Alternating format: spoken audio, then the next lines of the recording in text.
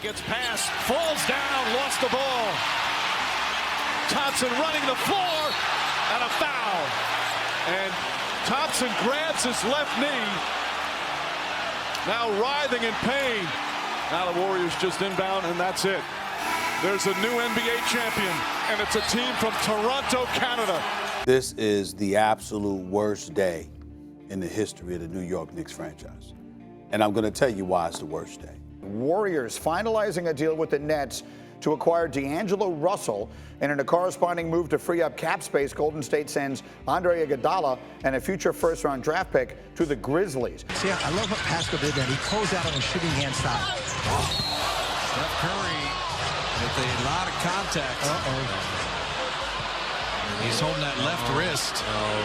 Adrian Wojnarowski tweeting, D'Angelo Russell is going to the Minnesota Timberwolves for Andrew Wiggins. Wow. Look at this. Oh, wow. We also have a 21 protected first-round pick, a 2022 second-round pick.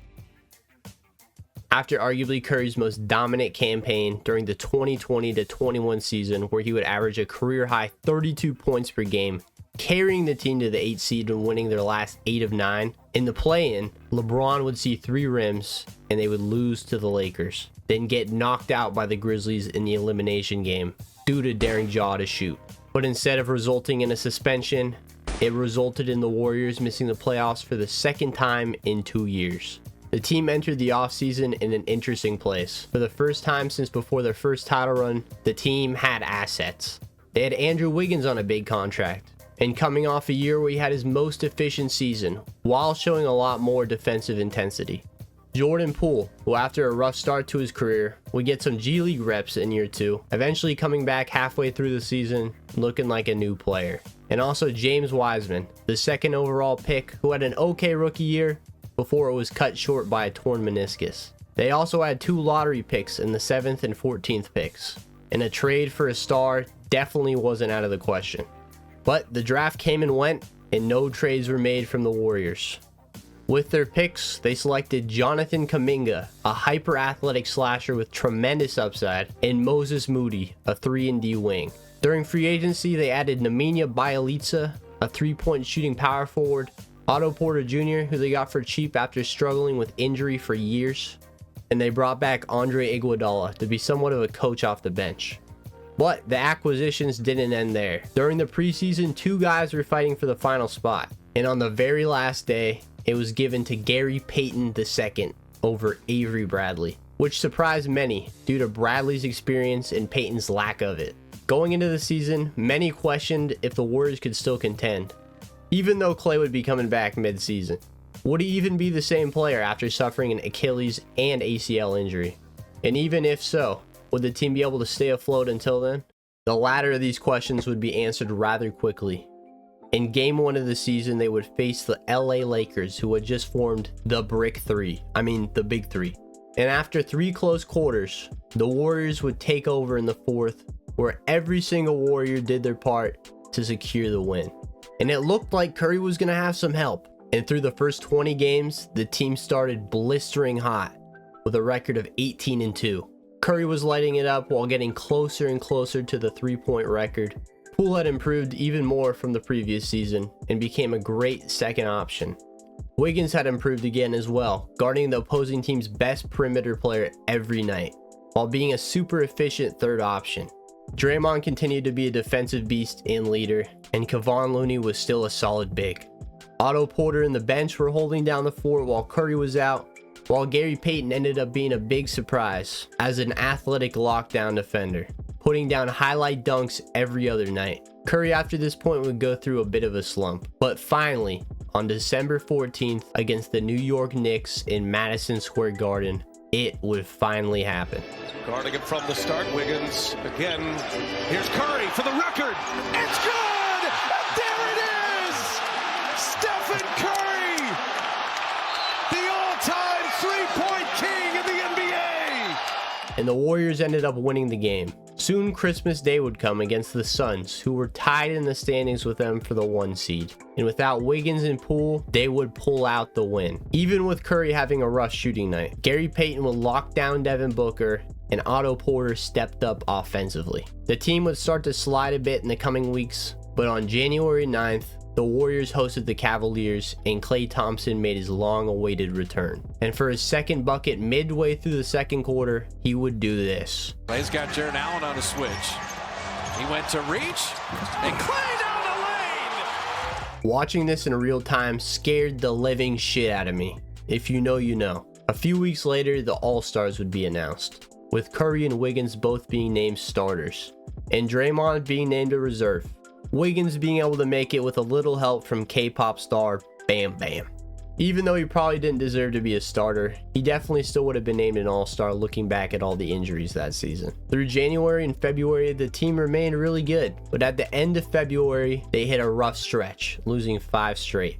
They would follow that up by winning 4 straight, but right when they thought they were about to start rolling again, they would face the Boston Celtics, who after a mediocre start began rolling to start the new year. Late in the second quarter, Smart and Curry would both go for a loose ball. Smart would end up with it, Curry would get up and start hobbling. He would be ruled out for the rest of the game, and they would get demolished in his absence. It would soon be announced that he had suffered a sprained ankle, and he would miss the rest of the regular season. Following the Boston injury, the Warriors would lose their next 6 of 7. Poole, Wiggins, and Klay for the most part were stepping up in Steph's absence, but it wasn't enough, and things were looking rough. But in the team's final 5 games, behind some big Klay and Jordan Poole performances, including Klay dropping 41 in the team's final game, they would win their last 5, securing the 3 seed. In round 1, they would face the Nuggets, led by MVP Nikola Jokic and his formidable squad of role players. Steph returned for game 1, but came off the bench. The game was close after the first quarter. Jordan Poole would then have a masterclass of a second quarter, going 5 of 5 with 14 points. And the Warriors would be up by 11 at halftime. In the third quarter, the team would expand the lead to 20 and eventually win the game by 16. Jordan Poole ended his first playoff game with 30 points on 70% shooting from the field, and the rest of the team came to play as well. While the Nuggets outside of Jokic and Barton struggled. Game 2 was much of the same. Close in the first, but Poole and Steph started rolling. And after a 44-point third quarter from the Dubs, they would be up 20 once again and hold on to win the game. Steph returned to form, dropping 34 points on 74% shooting from off the bench, while Poole had himself another great game with 29 points on 62% shooting. In Game 3, the Warriors had a 10-point lead at halftime, but after a great third quarter from Denver, they had a 2-point lead entering the fourth. With 3:25 left, Jokic would receive the ball on a pick and pop, get Draymond lunging, then drive and finish over Wiggins. Poole drives, finding Wiggins wide open in the corner. After a Jokic miss, Curry would shoot. Wiggins grabs the offensive board, gets it to Curry, then goes to Poole, who drives and finishes with some pizzazz. Both teams would miss on their next 2 possessions. Down 3, Barton would have it and launch a super deep contested 3 over Draymond, with 10 seconds left on the shot clock for some stupid reason. After wasting some clock, Curry would drive right by Jokic and finish, making the lead 5 with 41 seconds left. Jokic would go and turn it over, making it a free throw fest for the Warriors. They would close it out to take a 3-0 series lead. Jokic dropped 37 and 18, but it wasn't enough. Curry and Poole each had 27, while Klay had 26 of his own. In Game 4, Denver held an 11-point lead going into halftime, and the Warriors slowly made their way back, finally tying the game at 147 with a Steph and 1. Morris would drive and throw a poor turnover. Steph would get Jokic switched on him and hit him with a crazy James Harden-esque step back 3, taking the lead for the first time since the first quarter. Morris finds Jokic with Otto Porter on him. Curry drives, crosses over, loses it. Porter finding Klay in the corner. Wiggins tries a putback, but can't stuff it through. Morris slithers around, then floats in the 2. After a Warriors timeout, Porter throws a terrible inbound lob to Wiggins. Morris gets it to Jokic on the roll, who then finds Barton open for the dagger. Steph airballs and the Nuggets avoid the sweep. Jokic had to drop 37 again just to barely get a win. This man needed help. Steph and Klay balled out, but Poole fell right back down to earth. Game 5 back in chase. Steph replaced Poole back in the starting lineup, And going into the fourth quarter, the Warriors were down 8 due to more fantastic Jokic play and some great production off the bench from DeMarcus Cousins. To start the fourth, the Warriors would start rolling with buckets from Porter, Draymond, and GP2, then finally take the lead off of Peyton 3. Both teams would go on scoring droughts lasting almost 3 minutes until Klay drove and laid it in. Jokic gets fouled on a hook shot and makes both. He then stays low on a Peyton screen, and Curry gets an easy midi. Jokic drives and floats it in over Draymond. Porter misses the open 3. Then Jokic plops in a midi over Draymond to tie it up. Gary sets a pick, rolls, gets it, driving through Uncle Jeff to finish. Jokic throws a crazy no-look bounce pass. Gordon receives it and then throws the worst pass ever. Curry drives past Gordon and finishes with little resistance at the rim. Jokic gets it off a pick and finishes with another difficult floater. The Warriors would move the ball around until it once again finds Peyton, who takes and makes another 3. Jokic finds Peyton on him in the paint and gets an easy bucket. After wasting some clock, Curry goes to Draymond, who gives it back. He then maneuvers through a double team to the rim and finishes with a layup. Then hits the Nuggets with his first ever night-night. Jokic misses the 3. Dubs get the board, and after some Warriors free throws and a couple Denver buckets, the game is over, and the Warriors were going to round 2. Jokic was a one-man wrecking crew in this series, but it wasn't enough. Curry balled out, and Gary Payton played great on both sides of the floor from off the bench. The craziest thing about this game to me is the fact that after putting up 19 points in 15 minutes of play from off the bench, as of me making this video, this was DeMarcus Cousins' last NBA game, which is kind of sad.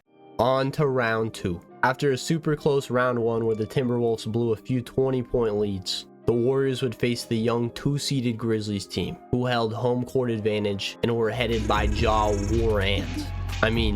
Morant. Paint protector Jaren Jackson Jr., sharpshooter Desmond Bane, and some sack of shit known as Dylan Brooks. In game 1, after 14 first quarter points from Ja Blick, the Grizzlies would lead by as much as 13 early in the second, but the Warriors slowly made their way back. Nearing the end of the second, Draymond would be called for a flagrant 2 against Clark after yanking him to the floor. He would run around the court hyped, receiving boos from the Memphis crowd, then go to the locker room due to the ejection. Game 1, things were already getting chippy. The game became a back and forth affair through the third and fourth, and now with 2:14 left in the game, down 2, Curry drives and tries to step back on Brooks. Poole would end up with it, then find Wiggins all alone in the paint. Ja then hits Klay with some crosses, then a spinning floater. Curry finds Peyton wide open on the cut. Ja drives and tries to scoop. Both teams fight for the board, and the ball goes out of bounds. It's initially called Warriors ball, but after a challenge, the call is reversed. Ja throws an inbound lob to Clark. Peyton gets trapped in the paint, finds Klay. Wiggins gets the board and rolls it to Curry, gets it to Poole. He fakes, goes back to Curry for a wide open 3. He misses. The ball gets tipped to Klay and Brooks, and it's a jump ball. Clark ends up with it, but he falls out of bounds. Klay receives the inbound, fakes to get open, then drains the 3 to take the lead. Morant drives again, but Peyton and Curry knock it away. Eventually they foul Poole. Klay gets the inbound, is swarmed, then fouled. He goes to the line and misses both. The ball would go out, and the refs couldn't figure out who touched it last, so it became a jump ball. Jackson wins it, and the Grizz call timeout with 3.6 seconds left. And on the final possession of the game, this happened. Brooks comes off a screen. Bane to Clark. Clark to Morant. Morant on the drive. Scoop layup. No good. It's over. Honestly, a great play. Ja just couldn't get the angle for the finish, and the Warriors would take game 1. Poole had himself a game once again, but this time off the bench, finishing with 31, 9 assists, and 8 boards. Ja had himself a night, finishing with 34 points, 10 assists, and 8 boards, while Jaren Jackson Jr. had 33 points and 10 boards of his own. Game 2 became a slugfest early on. Draymond on a fast break would find Peyton with a clean look to the rim, where he would get smacked in the head by Dillon's hook, then land on his elbow and be ruled out the rest of the game. Crooks would correctly be given a flagrant 2 and be kicked out of the game. Early in the second, Wiggins would seek revenge for his fallen teammate and commit some Canada on Canada violence with his vicious poster on Brandon Clark. The game was once again close throughout, and with 2:12 left, down 1, Curry would get the ball on the inbound, drive on Ja, and bank in the layup. Ja crosses and drives on Poole, spins and floats in the bucket, giving Poole some crazy vertigo while at it. Curry runs past Draymond, who's holding Clark, tries laying it in, but Bane swats it out. Klay picks and pops, tries a 3, and hits absolutely nothing. Ja tries a 3. Zaire Williams grabs the board. Ja then finds Williams for 3. Draymond grabs the board, but is called for a questionable foul. Ja goes to the line, sinks both free throws. Curry drives past Clark and finds Draymond for an easy lay. Ja drives on Wiggins and floats it in over him and Klay to get back to a 3-point lead. After a sloppy 14 seconds, Klay gets it and is called for a travel. Ja gets fouled, makes both.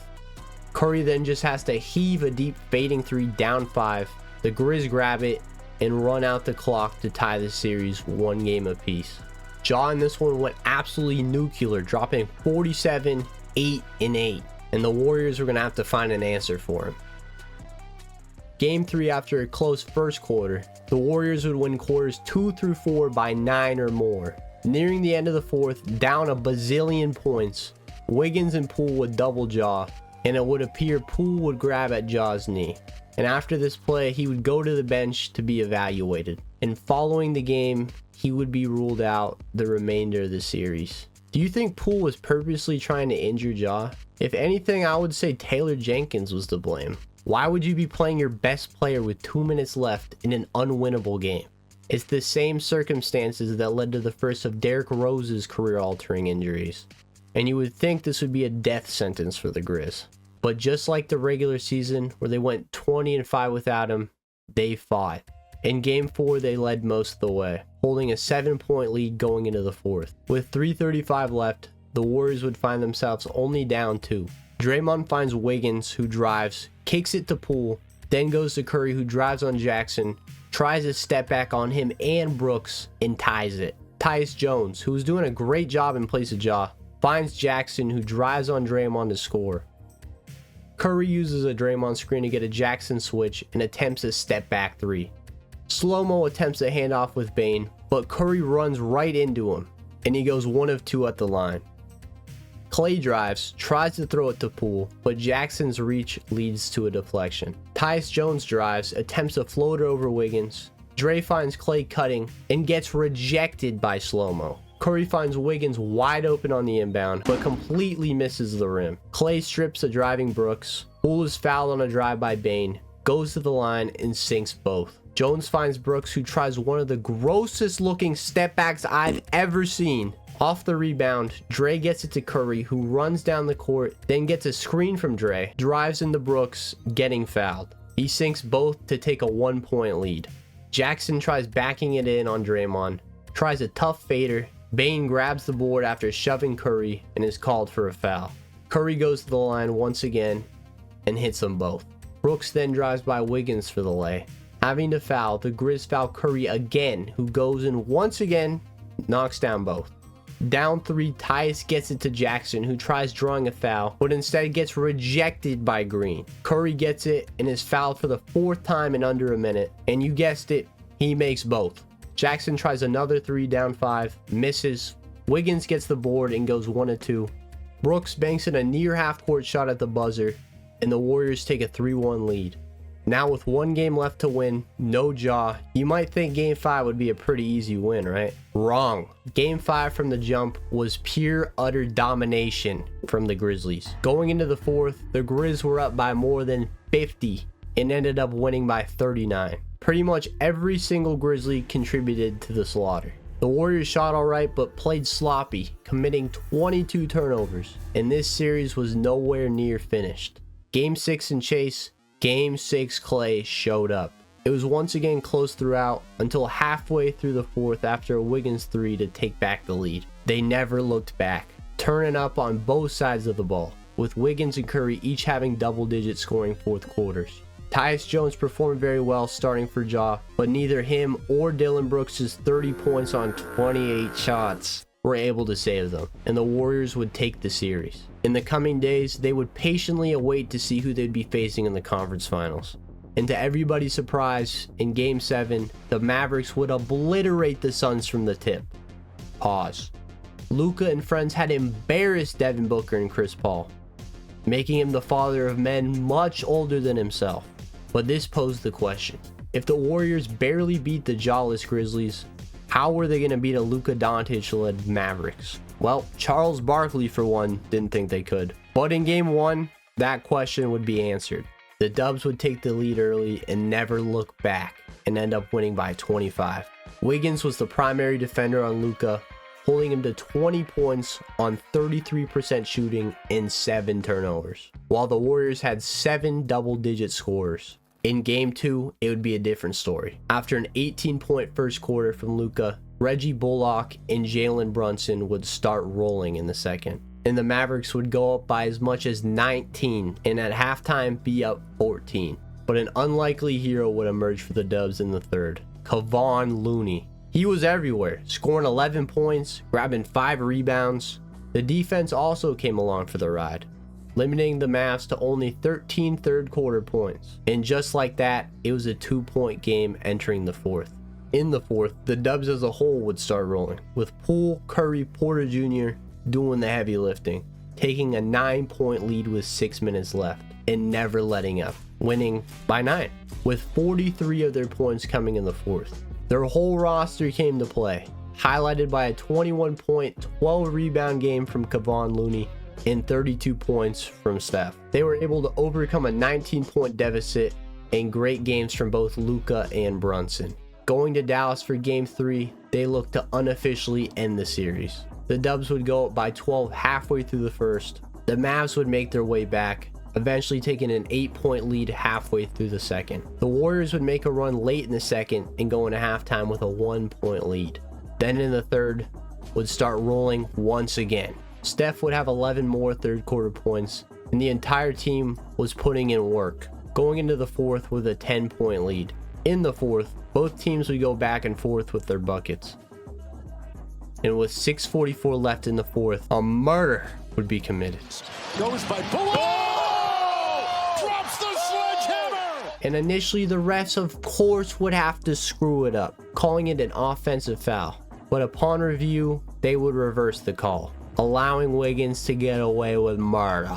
This moment was the killing blow to the series as well. The Warriors would hold on for the remainder of the game, winning by 9. Another Luka 40 piece wasn't enough. Not only did Wiggins get away with manslaughter, he had himself a game, with 27 points and 11 boards. Curry was still balling, dropping 31 and 11 assists. The Warriors were hoping for the clean sweep, but after a close first, came up flat. The Mavs role players had finally come to play, raining catch and shoot threes, and the Mavs would go into the fourth up 29.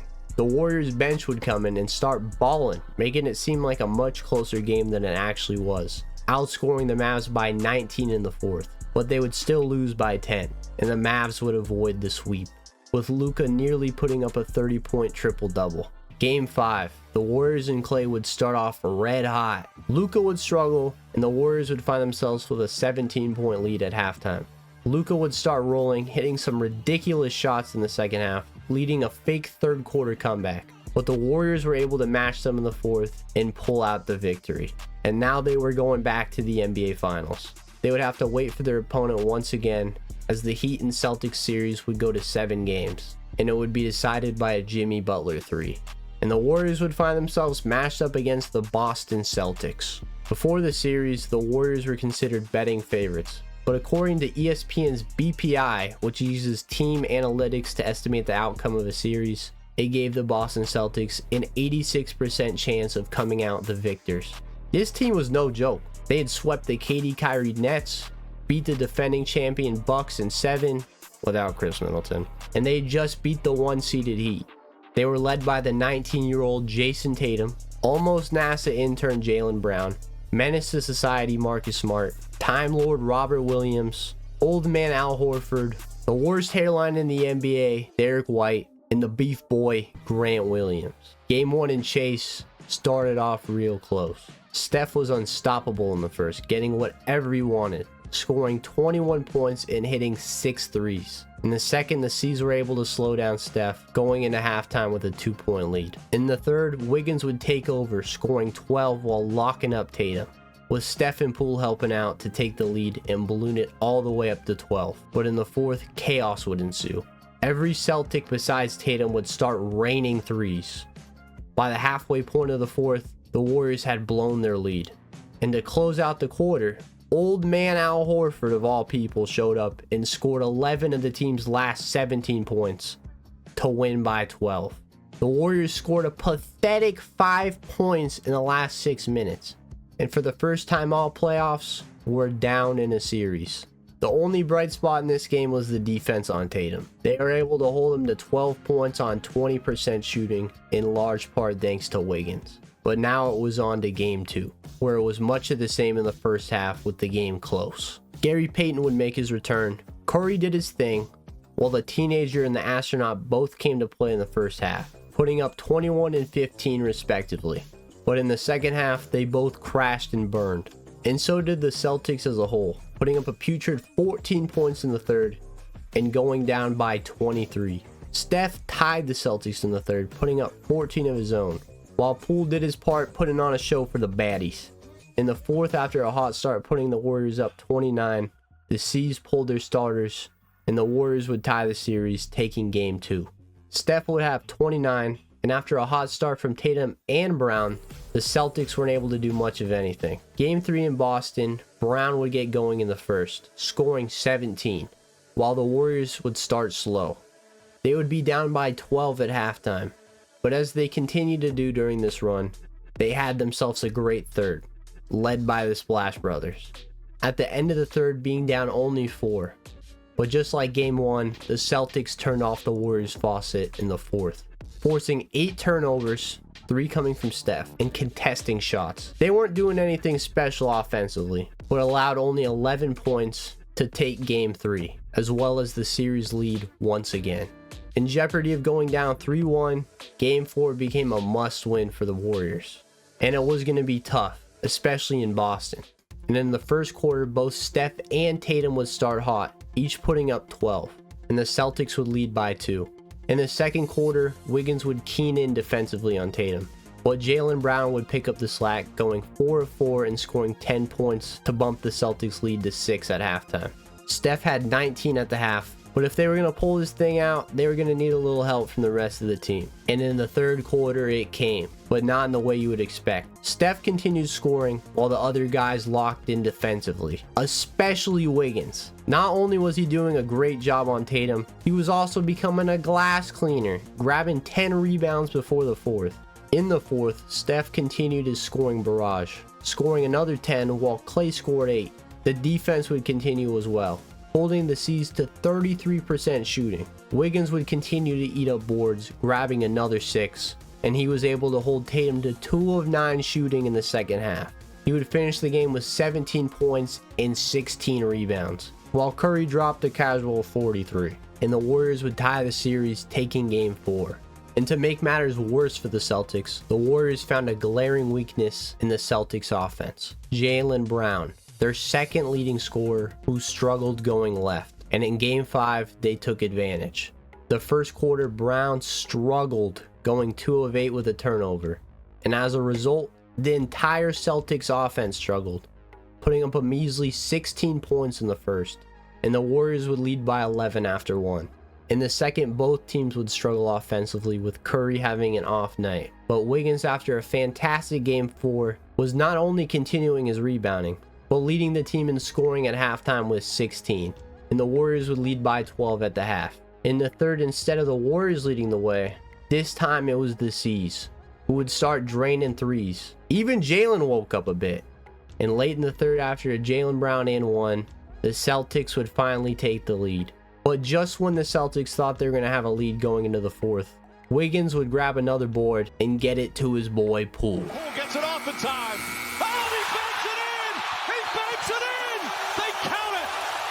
And from there, the Warriors would never look back. starting the fourth on a 10-0 run. Wiggins continued grabbing boards and getting to the rim at will. Smart continued flopping, and everyone else did their part to help out. Tatum and Brown would continue stinking it up, and the Dubs would take Game 5. Wiggins finished the game with 26 points and 13 rebounds.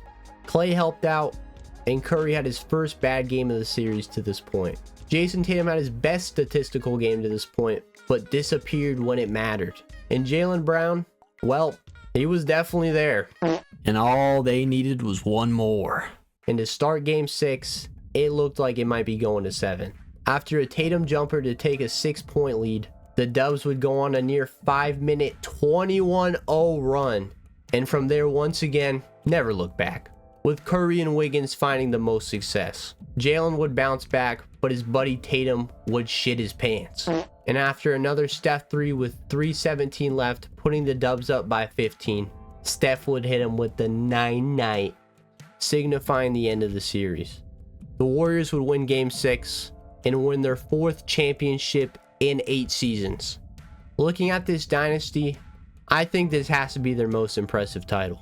I mean, you think about all the injuries, losing KD, who obviously made the team OP, losing a lot of the bench, absolutely whiffing on your top 2 pick, which I think they realized at the time if you look at the fact he didn't play the whole year. And as far as legacy goes, for Steph, this was huge. Many doubted that he could lead a team not totally favored to a championship. And he did it with Andrew Wiggins arguably being the team's 2nd best player during this run. Steph was obviously named Finals MVP, winning his first, which if you don't remember was a huge stain on his legacy before this, even though he definitely deserved it in 2015. This run definitely could have been their last. They overpaid Poole in the offseason, Draymond punched the talent out of him, and as a result the team's chemistry struggled the next year. They got bounced out of the 2nd round. They would trade Poole for an even smaller Chris Paul, and now as of me making this video, they might miss the playoffs entirely.